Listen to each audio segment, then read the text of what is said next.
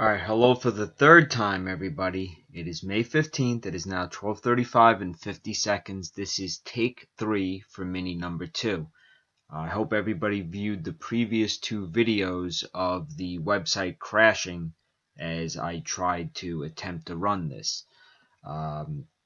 If you actually click on my previous multi-round giveaways, all of them are saved. You can see that the first time I attempted to do it, it just stopped after round 4.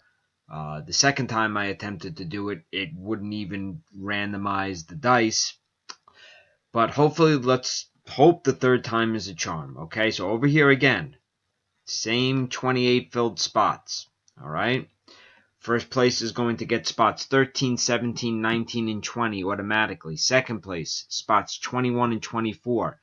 Third place, spot 25 in the main. So let's hope this works. Here we go. Of course. The error message wasn't up anymore, so I assumed the site was running, and that's why I tried to get this run.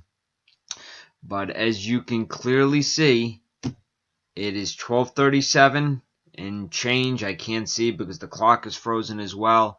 This is still not working.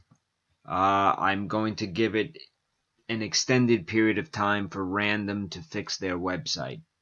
All right, I apologize, everybody, but this is out of my control.